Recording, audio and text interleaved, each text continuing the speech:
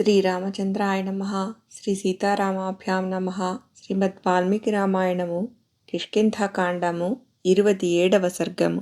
శ్రీరాముడు ప్రస్రవణగిరిని వర్ణించుట, సీతాదేవి ఎడబాటు కారణముగా శోకించుట, లక్ష్మణుడు అన్నను ఓదార్చుట.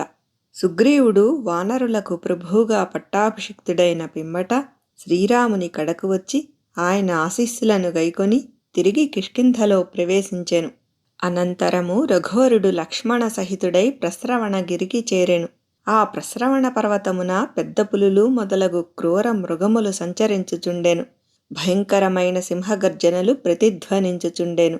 పలు విధములైన పొదలు లతలు విరివిగా వ్యాపించి ఉండెను. అచట అనేక వృక్షములు దట్టముగా ఏపుగా పెరిగి ఉండెను. అచట ఎలుగుబంట్లు, కోతులు, కొండముచ్చులు, అడవి పిల్లులు తిరుగాడుచుండెను. ఆ గిరి శిఖరములు మేఘపంక్తుల వలె ఒప్పుచుండెను. నిర్మలములైన జలాశయములు సమృద్ధిగా ఉండెను. లక్ష్మణునితో గూడి శ్రీరాముడు ఆ గిరిశిఖరమునందలి మిక్కిలి విశాలమైన ఒక పెద్ద గుహను తమకు నివాసముగా నిర్ణయించుకొనెను. సౌమ్యుడు పుణ్యపురుషుడు అయిన శ్రీరాముడు శరత్కాలములో సీతాన్వేషణ ప్రయత్నమును ప్రారంభించెదము అని సుగ్రీవునితో ఏర్పాటు చేసుకొని ఉండెను. దానికి తగినట్లుగా రఘునందనుడు వినయశీల సంపన్నుడైన లక్ష్మణునితో ఇట్లు నుడివెను. ఓ శత్రుసూదన, విశాలమైన ఈ గిరిగుహ మిక్కిలి రమ్యముగా ఉన్నది. ఇచట అనుకూలమైన గాలులు వీచుచున్నవి. సౌమిత్రి, ఈ వర్షాకాలము ముగియు వరకు ఇచటనే నివసింతము. ఓ లక్ష్మణ, ఈ పర్వత శిఖరము మిక్కిలి ఉన్నతమై మనోహరముగా ఉన్నది. ఇది తెలుపు, నలుపు, ఎరుపు రంగుల శిలలతో శోభిల్లుచున్నది. వివిధములగు గైరికాది ధాతువులతో విరాజిల్లుచున్నది. దరులయంతలి సెలయేళ్లతో కనువిందు గావించుచున్నది. వివిధములగు వృక్షముల వరుసలతో చిత్ర విచిత్రములగు లతలతో వ్యాప్తమయ్యున్నది. ఈ ప్రాంతమంతయును పలు విధములైన పక్షుల కలకలరావములతో ప్రతిధ్వనించుచున్నది. ఇచటి నెమళ్ల క్రేంకారములు ఇంపు గొలుపుచున్నవి. ఇచట గల జాజి పొదలు, మల్లె పొదలు, వావిలి, ఎర్రగోరంట చెట్లు, కడిమి, మద్ది, సాలవృక్షములు బాగుగా పుష్పించి చూడ ముచ్చటగా ఉన్నవి. ఓ రాజకుమారా లక్ష్మణ, మనకు సమీపముననే ఉన్న ఈ సరస్సు చక్కగా వికసించిన పద్మములతో కళకళలాడుచున్నది. వర్షాకాలమున అది ఇంకనూ చేరువ కాగలదు. ఓ సౌమ్య, ఈ గుహ యొక్క ఈశాన్య భాగము పల్లముగా ఉన్నది, శుభకరమైనది. పడమర భాగమున మిక్కిలి ఎత్తుగా నుండుటచే పెనుగాలుల బాధ ఉండదు. ఈ గుహకు ముందు భాగమున గల బండలు సమతలము కలిగి సుఖకరములుగా ఉన్నవి. ఇవి కాటుక కొండ నుండి పగులగొట్టి తీసిన వాటి వలె నల్లగా పొడవుగా ఉన్నవి. గుహకు ఉత్తరమున గల ఈ పర్వత శిఖరము పగిలిన కాటుక కొండ వలె ఒప్పుచూ విశిష్టముగా కన్పట్టుచున్నది చూడుము. దక్షిణ భాగమున వెండివలెనున్న ఈ తెల్లని శిఖరము గైరికాది వివిధ ధాతువులతో విలసిల్లుచూ మరి ఒక కైలాస శిఖరమానునట్లు శోభిల్లుచున్నది. ఈ గుహకు ముందు భాగమున తూర్పు దిక్కుగా నిర్మల జలములతో చక్కగా ప్రవహించుచున్న ఈ నది త్రికూట పర్వతము నుండి జాలువారిడి గంగానది వలె విరాజిల్లుచున్నది. ఆ నదీ తీరమునందు అటనట సంపెంగలు, ఎర్రగోరంటలు, తాళవృక్షములు, పూలగురివెందలు, పద్మకములు, సరళములు, అశోకములు, ప్రబ్బలి చెట్లు, తిమిసములు, పొగడ చెట్లు, మొగలి చెట్లు, ధవవృక్షములు, హింతాలములు, చెరకుగడలు, కడిమి చెట్లు, ముంజగడ్డి, యష్టిమధుకములు మొదలగునవి నానారూపములలో అలరారుచుండుటచే ఆ నది వివిధములగు వస్త్రములను ఆభరణములను అలంకరించుకునిన యువతివలే భాసిల్లుచున్నది. వందల కొలది పక్షుల గుంపుల యొక్క కలకల ధ్వనులతో ఇది ప్రతిధ్వనించుచున్నది. ఇందు చక్రవాకములు పరస్పరానురాగములతో పరవశించిపోవుచున్నవి. తీరములయందలి రమ్యమైన ఇసుక తిన్నెలపై హంసలు, బెగ్గురు పక్షులు విహరించుచుండుటచే ఈ నది బాగుగా అలంకరించుకొనిన తరుణి చక్కగా దరహాసము చేయుచున్నట్లున్నది. ఈ నదియందు ఒకచోట నల్ల కలువలు దట్టముగా వ్యాపించియున్నవి. ఇంకనూ అక్కడక్కడ దివ్యములైన ఎర్ర కలువలు, తెల్ల కలువలు, కలువల మొగ్గలు అందముగా కన్పట్టుచున్నవి. ఇందలి జలములపై తేలియాడు వందల కొలది పక్షులు అటునిటు కదలుచూ కనువిందు గావించుచున్నవి. నెమళ్ల యొక్క క్రీంకారములు, క్రౌంచపక్షుల మధురధ్వనులు వినసొంపుగా ఉన్నవి. ఈ నది యొక్క అందచందములు బహురమ్యములు. ఈ నదిని ఆశ్రయించి పెక్కుమంది మునులు తమ తపశ్చర్యలను కొనసాగించుచున్నారు. ఇచట ఒక ప్రక్కన వరుసలు దీరియున్న చందన వృక్షములు, మరి ఒక వైపున మద్ది వృక్షముల పంక్తులు ప్రయత్నపూర్వకముగా సమముగా పెంచబడినట్లున్నవి చూడుము. ఓ పరంతపా, ఔరా, ఈ ప్రదేశము ఎంత రమణీయముగా ఉన్నది! ఇది మనము నివసించుటకు ఎంతయో అనుకూలముగా తోచుచున్నది. కావున లక్ష్మణ, మనము ఇచటనే ప్రశాంతముగా గడుపుదము. ఓ రాజకుమారా, సుగ్రీవుని నగరమైన కిష్కింధ చిత్ర విచిత్రములైన వనములతో రమ్యముగా అలరారుచూ ఇచటికి సమీపముననే ఉన్నది. ఓ మహావిజేత, వానరులందరూ పరమ సంతోషముతో నృత్యములు చేయుచున్నట్లున్నది. వీణావేణు మృదంగతాళముల ఆడంబర ధ్వనులతో గీతములు వినపడుచున్నవి. కపీంద్రుడైన సుగ్రీవునకు రాజ్యాధికారము దక్కినది. మిత్రులు చేరువైరి, భార్య తోడైనది, సంపద కొల్లలుగా ప్రాప్తించినవి. కనుక ఇప్పుడతడు ఆనందముతో ఉన్నాడనుట నిశ్చయము.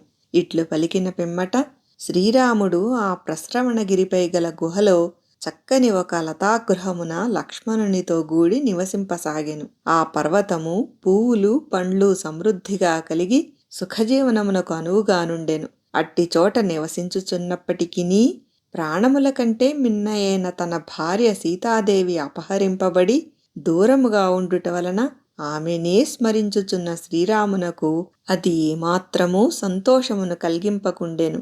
అంతేగాక ఉదయాద్రి నుండి ఇవడలిన చంద్రుని చూచిన పిమ్మట పండుకొనియున్నను చంద్రముఖి అయిన సీతావిరహ కారణముగా శ్రీరామునకు రాత్రులయందు నిద్రయే పట్టకుండెను. సీతావియోగము వలన కలిగిన దుఃఖ కారణముగా శ్రీరాముడు కన్నీరుగార్చుచూ వేదన పడుచుండెను. అట్లు అనుక్షణము శోకముతో పరితపించుచున్న ఆ రఘువరుని జూచి లక్ష్మణుడును కుమిలిపోవుచుండెను. అట్టి స్థితిలో ఆ సౌమిత్రి అన్నను ఓదార్చుచూ ఇట్లు నుడివెను. అన్నయ్యా, నీవు మహావీరుడవు. నీవు ఎంతయో వ్యధ చెందితివి. నీవంటి ఉదాత్త పురుషుడు శోకింపదగదు. దుఃఖించుట వలన సకల ప్రయోజనములను దెబ్బతినును. ఇవి అన్నీయును నీకు తెలిసిన విషయములే. ఓ రఘువరా, నీవు కార్యసూరుడవు, సర్వ శుభలక్షణ సంపన్నుడవు, ధర్మ మార్గ నిరతుడవు, ఎల్లప్పుడూ లక్ష్యసిద్ధికై కృషి చేయువాడవు, ఆత్మవిశ్వాసము గలవాడవు. కనుక నీవు విచారపడవలదు. అన్నా, నీవు ఇప్పుడు ధైర్యమును కోల్పోయినచో మాయావి అయిన శత్రువును, అందున రాక్షసుని రణరంగమున హతమార్చుటకు శక్తి లేనివాడవు అగుదువు. కనుక శోకమును పూర్తిగా విడనాడుము. గట్టిగా కార్యోన్ముఖుడవు కమ్ము. పిమ్మట ఆ రాక్షసుని సపరివారముగా తుదముట్టింపుము. ఓ కాకుత్స్థా, నీవు గట్టిగా పూనుకొనినచో సముద్రములు, అరణ్యములు, పర్వతములు మున్నగు వానితో గూడిన ఈ సమస్త భూమండలమును తలక్రిందులు చేయగలవు. ఇక ఈ రావణుడు నీకు ఒక లెక్కయా? వర్షాకాలం ఆరంభమైనది. శరత్కాలము వరకు వేచియుండుము.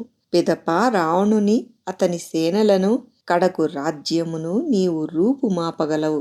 నివురుగప్పిన నిప్పును అనగా పైబూడిదను తొలగించి ఆహుతులతో సకాలములో ప్రజ్వలింపజేసినట్లు నీలో నిద్రాణమయ్యున్న పరాక్రమమును నా మృదువచనముల ద్వారా మేలుకొలుపుచున్నాను. లక్ష్మణుడు పలికిన మేలైన హితవచనములను ఆదరముతో ఆలకించి శ్రీరాముడు ఆత్మీయుడైన తన తమ్మునితో మృదు మధురముగా ఇట్లు నుడివెను. ఓ సౌమిత్రి, నీవు నాపై గల అనురాగముతో సమయోచితముగా పలికిన ప్రియవచనములు మిక్కిలి హితకరములు, అమోఘములు. అవి పరాక్రమ శోభితములు. సమస్త కార్యములకు భంగకరమైన ఈ శోకమును ఇదిగో ఇప్పుడే పరిత్యజించుచున్నాను. నాలోని తిరుగులేని బలపరాక్రమములు నీ అద్భుత వచనముల వలన ఉత్తేజితములైనవి. తమ్ముడా, నీ సూచనలను తప్పక పాటించెదను. సుగ్రీవుడు కార్యోన్ముఖుడగు వరకును, వర్షాకాలమున పొంగి ప్రవహించెడి నదులు ప్రశాంతమగు వరకును ఆగుచూ శరత్కాలమునకై నిరీక్షింతును. ఉపకారము పొందిన వీరుడు తప్పక ప్రత్యుపకారమును చేసియే తీరును. అట్లుగాక చేసిన మేలు మరచి ప్రత్యుపకారమును చేయనిచో సజ్జనుల మనస్సులు నొచ్చుకొనును. కనుక సత్పురుషులు నిందింతురని భయమునైనను సుగ్రీవుడు మనకు తప్పక సాయపడును. శ్రీరాముడు పలికిన వచనములు భవిష్యత్ కార్యక్రమమునకు అనుగుణముగానున్నవని తలంచి లక్ష్మణుడు తన ముఖ కవళికలలో ఎంతేనీ సంతోషమును ప్రకటించెను. పిమ్మట అతడు చేతులు జోడించి నమస్కరించుచూ నయనాభిరాముడైన శ్రీరామునితో ఇట్లు వచించెను. ఓ నరేంద్ర, నీవు చెప్పిన రీతిగా నీ కోరిక మేరకు వానరరాజైన సుగ్రీవుడు మన కార్యములను అన్నింటినీ త్వరలోనే తప్పక పూర్తి చేయగలడు. కనుక పూజ్యుడవైన నీవు శరత్కాలము వరకు నిరీక్షించుము. నీవు శత్రు సంహార దక్షుడవు కనుక శోకరహితుడవై వర్షాకాలము ముగియు వరకు ఓపిక పట్టుము. అన్నా కోపమును అణచుకొని శరత్కాలము వరకు వేచియుండుము. ఈ వర్షాకాలమునందలి 4 మాసములలో సంభవించటి కష్టములను సహింపుము. శత్రువును వధించుటయందు నీలో గల ఉత్సాహమును సడలనీయక సింహములు సంచరించునట్టి ఈ వనమునందు నాతో గూడి వసింపుము. వాల్మీకి మహర్షి విరచితమై ఆదికావ్యమైన శ్రీమద్ రామాయణమునందలి కిష్కింధాకాండమునందు ఇది 27వ సర్గము.